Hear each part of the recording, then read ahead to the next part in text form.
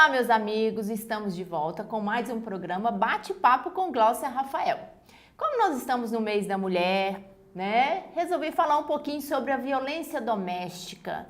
Por que tantas mulheres estão morrendo? Por que tanta agressividade com as mulheres? O que está acontecendo nesse mundo?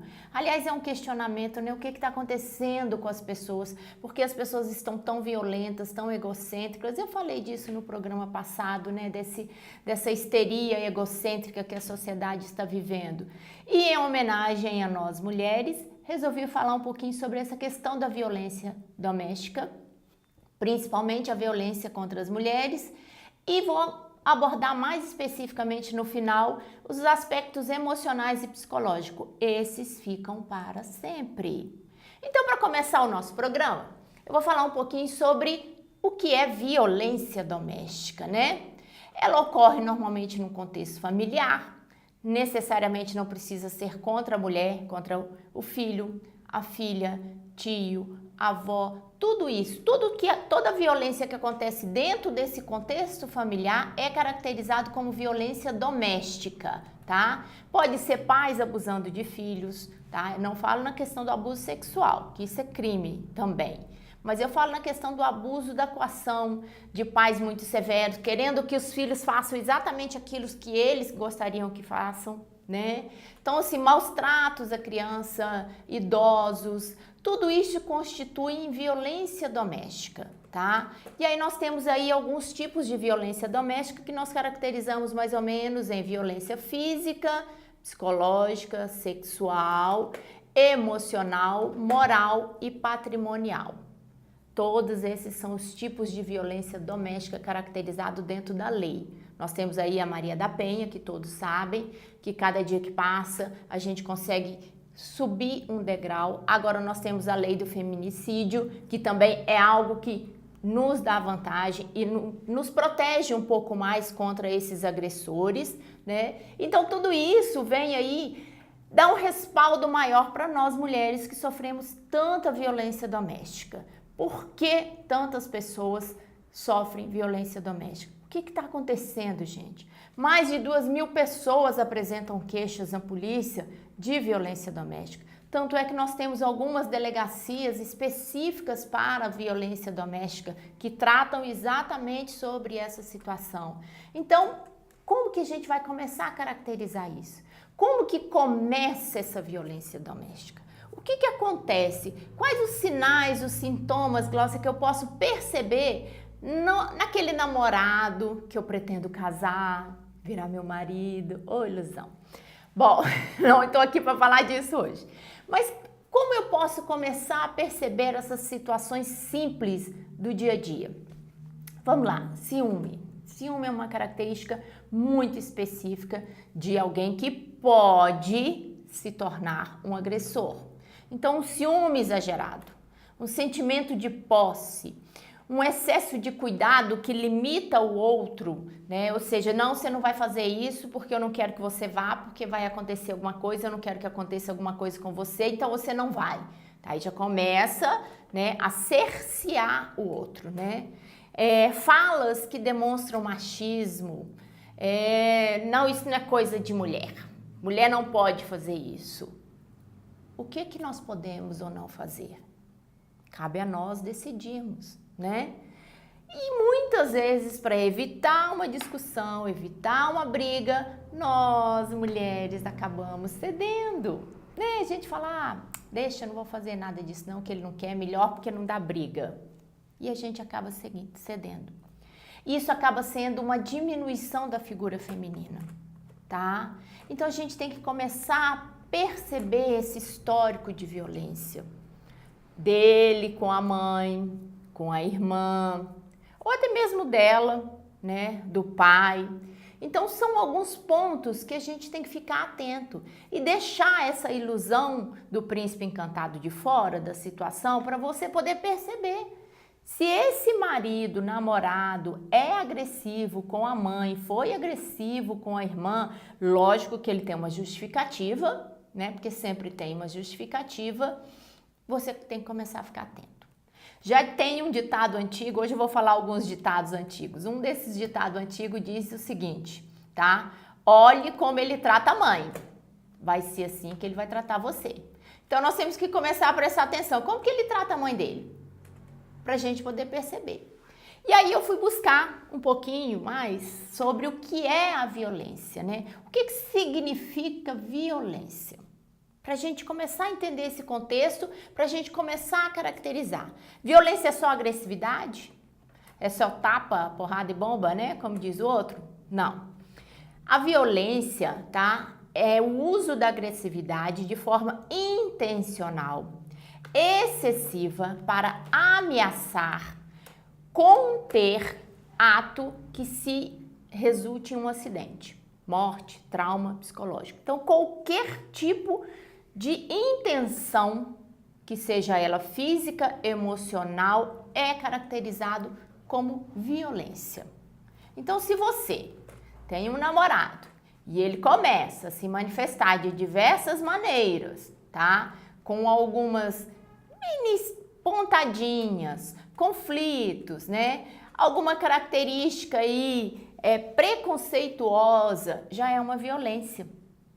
Aí você vai falar, ah, mas você tá de mimimi, porque agora tudo é mimimi. Tudo é mimimi. Mimimi daqui, mimimi dali, tudo é mimimi. Não, eu estou falando do que diz lá no dicionário o que é caracterizado violência. Não sou eu que estou escrevendo nem definindo isso. Isso está aí para quem quiser pesquisar, eu falo no Dr. Google, vamos lá pesquisar, e aí vocês vão descobrir que qualquer tipo de ameaça, tortura, conflito, qualquer situação que possa gerar constrangimento é um tipo de violência. Preconceito é um tipo de violência. Assassinato, deixar a pessoa passando fome, também é violência.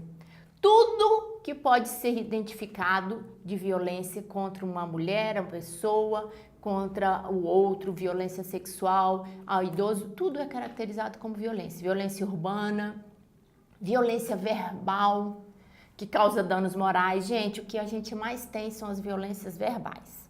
Porque aí você fala aquilo que você acha que você está certo, mas não quer escutar a resposta. E muitas vezes a violência verbal causa um dano muito maior do que a física, porque ela fica ali, ó, martelando no seu ouvido. E é sobre isso que a gente vai falar hoje, sobre essa questão da violência verbal. Mas antes da gente chegar a essa violência verbal, nós temos que falar das questões dos danos físicos, tá? Como que chega a abranger essa violência? Como que a pessoa começa com esses pequenos, como é que eu vou falar? Pequenas situações onde você começa a perceber. Primeira delas, você começa a perceber a privação da liberdade, tá? Então, qualquer situação onde priva você da sua liberdade já é uma característica de violência. Então, em qualquer situação. E aí eu vou pular um pouquinho, falar um pouquinho mais sobre a questão de você conviver com o outro, você tem direito à saúde, educação, segurança, tá? Situação econômica. Tudo hoje pode ser conversado. Tudo hoje é decidido entre as partes. Nós, mulheres, eu falo decentes, que lutamos pela liberdade, queremos os direitos iguais, não para poder ser mais do que o homem, mas nós queremos ter a mesma, como diz, a mesma liberdade que o homem tem. E eu cresci ouvindo meu pai falar, minha filha, você tem toda a liberdade do mundo, mas não confunda ela com libertinagem.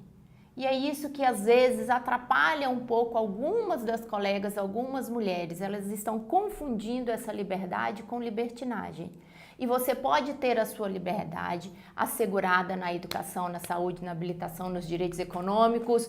Ontem, inclusive, eu estava assistindo o jornal, eu não lembro qual jornal agora, e tem um projeto que vai tramitar aí na Câmara, no Senado, que as empresas vão receber multas se não pagarem a nós mulheres o mesmo salário, no mesmo cargo, igual aos homens. Que isso acontece, nós sabemos que está aí, nós ganhamos até 43% menos do que homem, tá? E existe esse projeto aí, eu estava vendo, eu não lembro agora de quem que é, não faz pergunta difícil não, vamos dizer outra.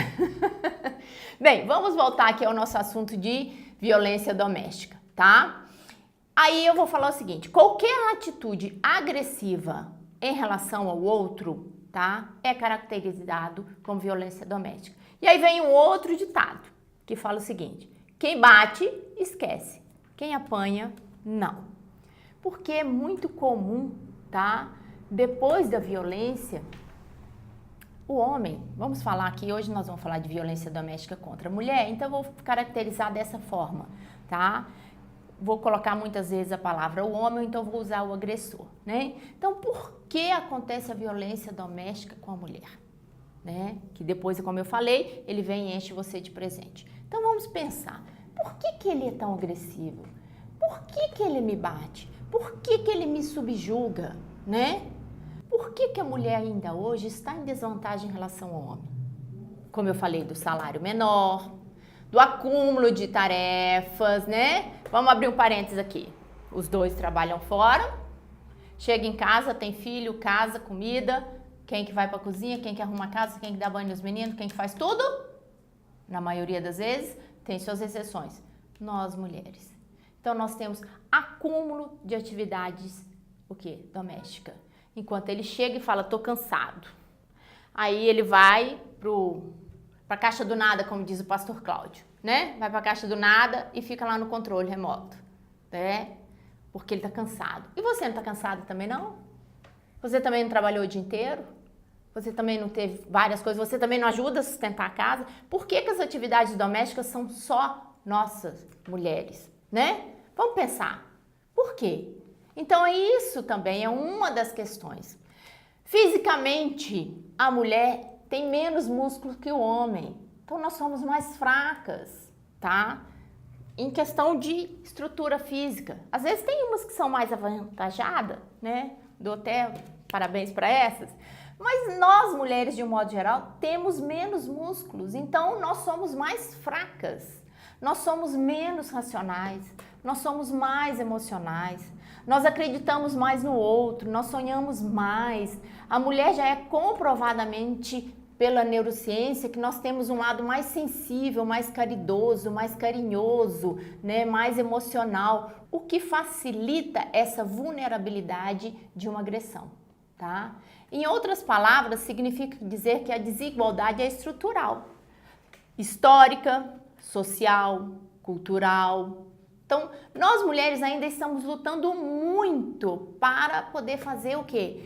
Com que a gente tenha essa igualdade.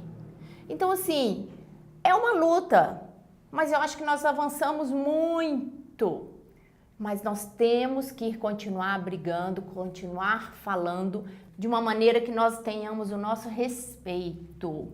Gente, eu vou para aquele intervalo e vou continuar falando sobre a violência doméstica.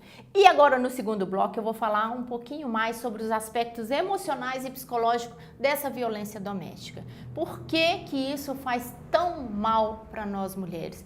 E a gente carrega isso pro resto da vida. Quem sofreu violência doméstica, não física, mas emocional, sabe disso. Fica guardado no nosso inconsciente, não tem como, tá? Espera aí que eu já volto.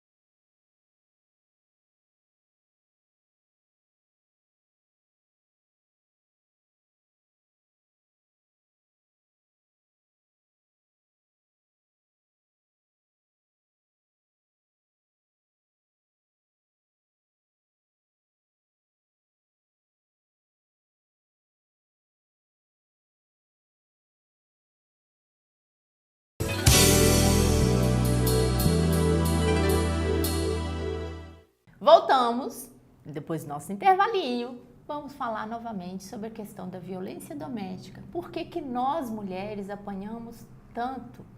Por que que existe tanto feminicídio? Nós iniciamos o ano com vários assassinatos cruéis, desumanos em relação à mulher.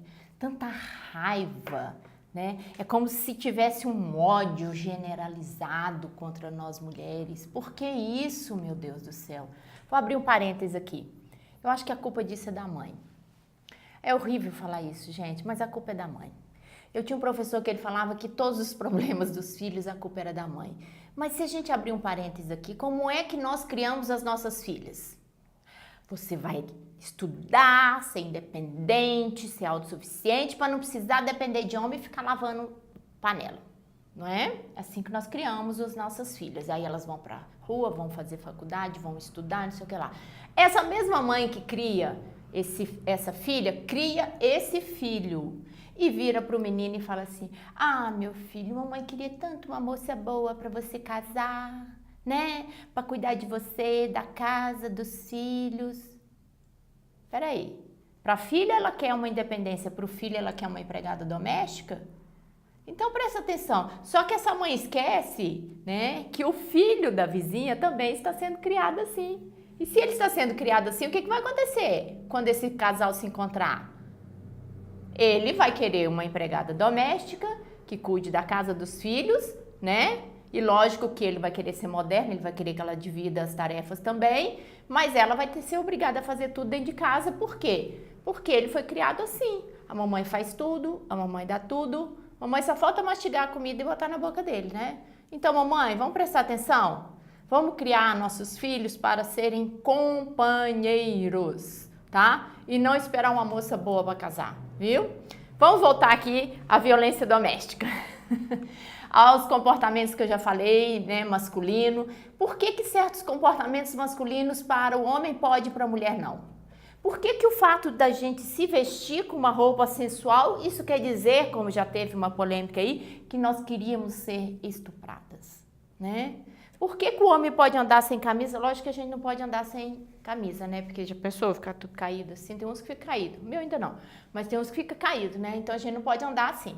Então por que alguns comportamentos são permitidos para o homem e para nós mulheres não? Eu acho que aí é uma palavrinha bem pequenininha. Discernimento, tá? Nós temos que ter esse discernimento. Nós mulheres não podemos andar sem camisa, lógico que nós temos seios, né? Não somos tame. Nossa Senhora. Oh, veneno. Vamos voltar. Mas, né, podemos usar assim um short, uma camiseta, por que não? Né? Então, certos comportamentos já são culturais, né, e justificam-se socialmente, tá, para uma violência doméstica. Já são justificados para a violência doméstica. Ah, mas você não pode fazer isso porque você é mulher. Por quê? O que me impede? Só que eu, como mulher, lembra da liberdade, da libertinagem? Eu, como mulher, tenho o direito de decidir se aquilo está adequado ou não. Depende do que eu estou querendo. Aí eu ponho uma mini saia e um shortinho, não sei o que lá, os homens vão mexer comigo? Eu estou, de certa forma, não é que eu procurando, mas eu estou querendo chamar a atenção. Então, eu tenho que aguentar as pontas, tá? Porque nós temos uma sociedade machista. Não é que você não possa colocar esta roupa. Tá? Existe uma coisa que chama-se ação e reação. Se nós somos de uma sociedade machista e eu coloco determinada situação, eu estou insinuando determinada coisa. Então, eu tenho que ter a responsabilidade de aceitar isso. E peito firme, né, e coragem para poder barrar. Aí nós não vamos entrar nessa questão agora, porque hoje nós estamos falando de violência doméstica. Aí eu estava lendo um artigo da Guídia Patrícia Dias Costa, uma psicóloga, que ela escreveu e definiu muito bem sobre as questões dos aspectos da violência doméstica, da agressão emocional, tá? O quanto ela é prejudicial. Não só a questão física, mas a característica da rejeição, da depreciação, da discriminação, da diminuição, da humilhação, do desrespeito, das punições exageradas, né? Tudo isso trata-se de uma agressão não corporal, mas que são muito visíveis na nossa emoção, no nosso emocional, deixam cicatrizes para o resto da vida. Essas cicatrizes são muito mais difíceis de serem curadas. Essas agressões que eu falei são muito mais difíceis de serem curadas do que um corte, um roxo, porque elas ficam como se fosse na alma. Aí você vai precisar realmente de uma terapia para você poder colocar para fora isso, tá? Então, assim, é muito comum essa agressão emocional. Ela se dá muito mais do que a gente possa imaginar. E podem acreditar, né? A Patrícia fala isso, né?